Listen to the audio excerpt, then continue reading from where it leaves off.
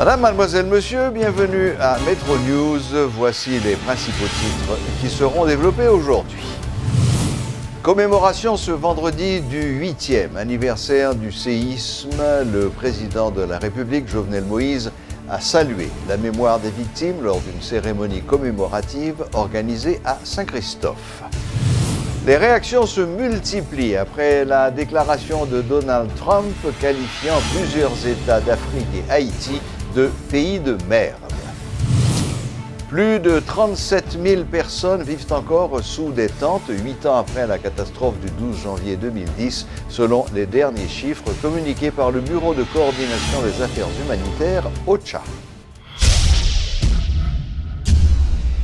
Metro News vous est apporté par Haytrack, l'esprit bâtisseur, et Inoto SA, concessionnaire des véhicules Toyota.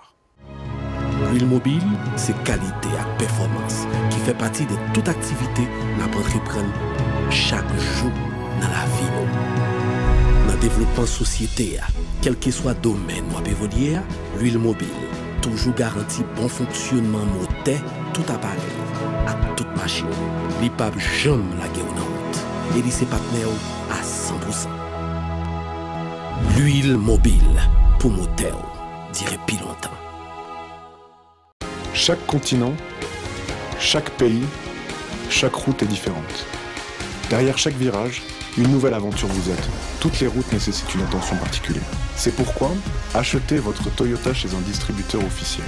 Vous obtenez un véhicule fabriqué spécifiquement pour votre pays, un service après-vente spécialisé and genuine spare parts that will make your investment and vehicle perform to the maximum.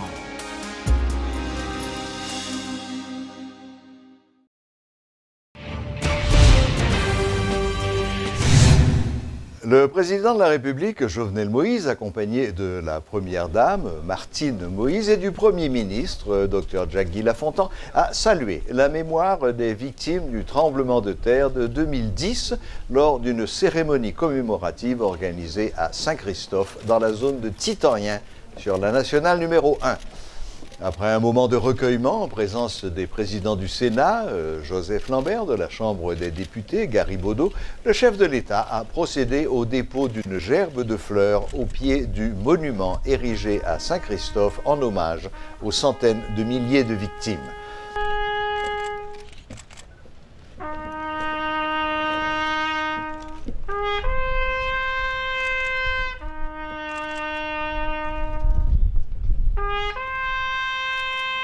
Dans son allocution, le président a souligné l'impérieuse obligation pour le peuple haïtien de ne pas répéter les erreurs du passé, notamment en termes de construction de nos infrastructures, l'une des principales causes de décès dans la catastrophe de 2010. Après cet hommage, une cérémonie écuménique a eu lieu au Palais national. Plusieurs religieux de différentes confessions ont participé à cette activité. Elle a été suivie de la pose de la première pierre en vue de la reconstruction du nouveau Palais national. Lors de son intervention, le chef de l'État a fait remarquer que le siège de la présidence sera construit durant son mandat. La commission qui devait réfléchir sur cette œuvre a déjà reçu plusieurs plans suite au concours qui avait été lancé durant l'année 2017. Le nouveau palais devra être inspiré de l'ancien bâtiment, a révélé Clément Bélizaire, coordonnateur de la commission. C'est jeudi à tout me prendre décision pour me poser premier roche pour reconstruction palais national. Kay peuple là. Puis le monde pose tête une grosse question. Côté président ça pour joindre l'argent, gros sec comme ça pour construire palais.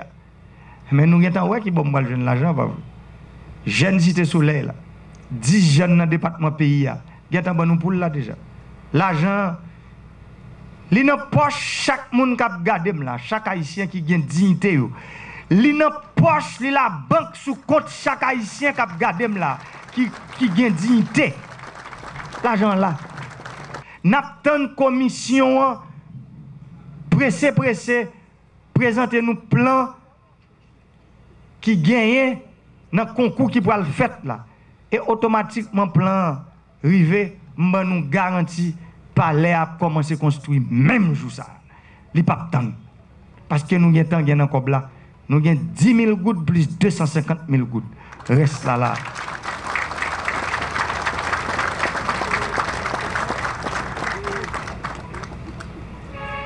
Nous sommes un peuple qui voyant, un peuple qui fait l'histoire. Nous voyageons dans la route fait noir qui te mène nous dans l'esclavage. Nous expérimentons toute forme d'injustice, toute forme de déception, mais nous toujours camper jam avec flambeau l'espoir, liberté et courage pour construire tête nous, pour nous construire pays nous. C'est aspiration nous, c'est idéal nous, et c'est ça qui fait nous c'est haïtiens. Nous croyons dans le pays nous, nous croyons dans le destin de grandeur nous. Nous comprenons aujourd'hui qui ça qui gros défi et nous engager pour nous lever pour petit nous et petit nous pour nous honorer mémoire toutes les ancêtres. Nous engager pour nous lever défi ça. Défi dans le contrôle de qualité que nous dit à partir de votre loi sur normalisation qui n'a pas le Parlement depuis juillet 2012. Moi, je connais 50e législature. Dans l'agenda législatif, je peux voyager, garder, fournir, garder sous toute loi qui est en souffrance qu'il a. Parce que ce n'est pas possible, un pays, pour matériaux de construction, à entrer la donne par un contrôle qui fait sur tout matériaux de construction qui a entré dans le pays. Ce n'est pas possible pour un pays. Pour produire à entrer la donne pour manger, pour pas avoir contrôle de qualité qui fait sous lui. Loi sur normalisation, c'est ça que le Parlement a exécutif là. Pour nous mettre un laboratoire sérieux sous pied, pour nous renforcer le laboratoire national bâtiment, pour nous renforcer la faculté des sciences, qui aujourd'hui a un programme en géosciences, master 1 et 2, que grand pile jeunes filles et jeunes garçons qui dans la faculté a. Pour nous renforcer le programme, pour nous avoir pile cadre qui sorti dans la faculté des sciences, qui a fini pour accompagner l'État, qui a permettre de nous mettre contrôle sur ce qui a entré dans le pays. Produit a sorti de tous côtés sous la terre. Le pays a sous condition savante. Toute bagaille a entré là-dedans. Je dis, je connais que le Parlement, je connais que le président Sénat République, président Chambre députés, qui l'a ensemble avec nous. Sénateurs, députés qui là ensemble avec nous, automatiquement ils recommencent ce travail, ils vont faire loi sa priorité pour nous, loi sur normalisation, qui pour permettre que nous mettions normes, que normes nous mettons, c'est eux qui respecter dans tout ça, nous avons commandé pour venir construire caille et pour nous manger dans notre pays.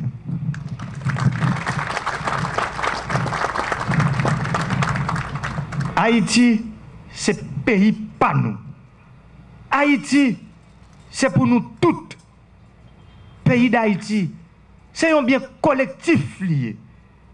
Tout Haïtien à la honte doit travailler pour quitter bien ça, pour petit nous. Bien ça, nous pas doit craser. Bien ça, c'est pour nous tous dire ensemble, à partir de jeudi, nous mettons nous ensemble, toutes dérives qui te gagnent pendant toutes dizaines d'années qui sont passées. Nous tout à camper, nous faisons yon pour bloquer dérives ça. Tant que construction anarchique, tant que moun cap monter sous terre moun, tant que moun cap voler terre moun, tant que moun qui pas décider de respecter la loi. Nous tous ensemble. C'est pour nous faire yon, pour nous quitter un pays meilleur pour petit nous. Pour demain, les nous-mêmes nous partis, ça qui venir, qui fier de nous. Vive peuple haïtien, vive Haïti. Merci à vous.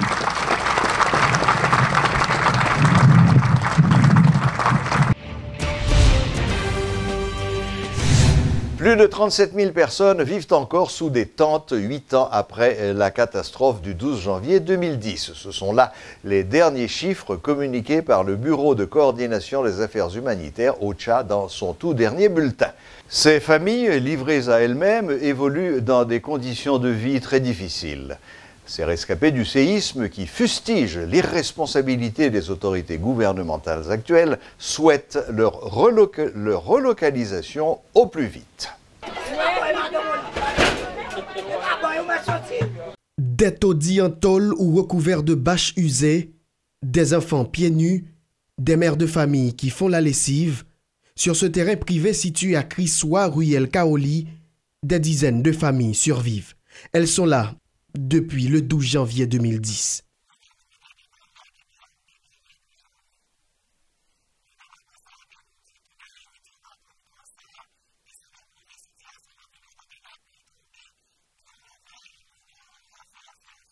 Parmi ces rescapés du tremblement de terre, Madan Sello. Depuis 8 ans, cette femme vit ici avec ses 5 enfants dans des conditions infrahumaines.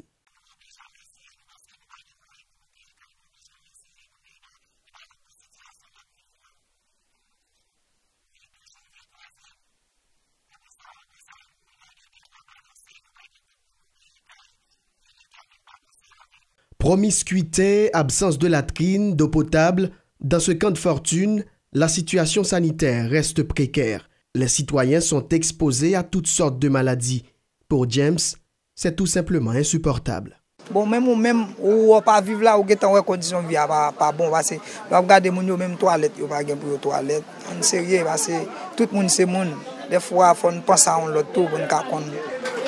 L'importance vie, il pas penser à seule tête nous seulement, faut penser à un confrère nous, à un sœur nous. Dans ce terrain, les risques d'éboulement sont importants. Les maisonnettes sont construites de manière anarchique. Ces déplacés sont souvent sous la menace d'une expulsion de la part du propriétaire du terrain. Anthony dit craindre une descente de la police.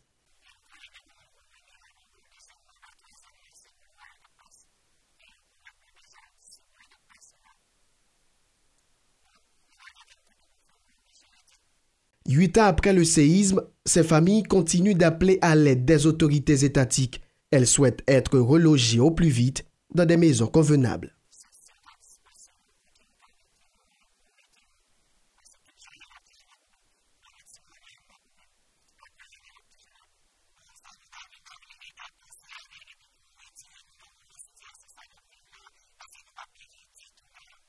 Dans ce camp, la majorité des maisonnettes sont numérotées. Elles ont été identifiées lors du processus de recensement et de relocalisation lancé par l'Organisation internationale pour la migration, l'OIM. Depuis 2010, près de 2000 sites ont été fermés et plus de 1,5 million de personnes sont retournées chez elles ou ont été relocalisées. Alors que les officiels s'apprêtent à saluer la mémoire des victimes du tremblement de terre ce vendredi, 8 ans après, des rescapés continuent de vivre sous des tentes comme au lendemain de la catastrophe. Une exposition de photos a été organisée au Champ de Mars sur le kiosque Oxyde Gentil ce vendredi à l'occasion du 8e anniversaire du séisme du 12 janvier 2010. Une initiative du ministère de l'Intérieur à travers la direction de la protection civile qui vise à sensibiliser la population sur les nouvelles façons de construire. Suivez ce reportage de Sheila Louis-Joseph et Guitry Choisy. Les nouveaux modes de construction, un sujet qui concerne au premier chef le Bureau de la protection civile. 8 ans après le tremblement de terre qui a dévasté le pays, l'institution continue de sensibiliser la population sur les nouvelles méthodes. Et c'est à travers une exposition que les responsables entendent y parvenir jusqu'à ce que le message finisse par s'incruster dans la tête de ceux qui œuvrent dans le domaine. La réalité, c'est que le théâtre est tremblé une fois, il a tremblé encore. Nous, dans une zone qui a une faille, nous, dans une frontière plaque Caraïbe avec plaque nord-américaine, donc, il y a bien notre tremblement de terre. Ça pour nous faire, c'est sensibiliser, c'est bâtir bien et puis préparer nous pour nous porter réponse. Si tout le monde ne prend conscience, tant coup, élève l'école, grand monde, petit monde, monde qui a dirigé, donc le travail qu'on a fait, la moins efficace. Un appel à la conscience citoyenne en vue de réduire les risques sismiques dans le pays, les responsables du Bureau de la protection civile veulent y croire. L'important, c'est de passer à l'action. D'un côté, l'éducation et la sensibilisation de la population, de l'autre, le développement des outils.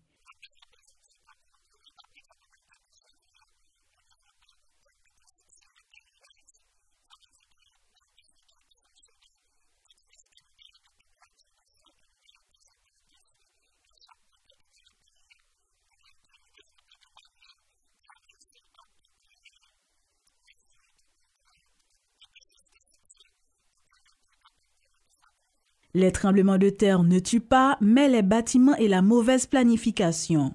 Tremblement de terre pas une fatalité, c'est pareil pour nous parer. Plus nous connaissons nous fragiles, plus n'a pas diminuer mal les pendiers si là, les slogans ne manquent pas. Même si quelques efforts ont été constatés en matière de construction en Haïti, nombreux sont ceux qui ne respectent toujours pas les normes et beaucoup de maisons sont mal bâties.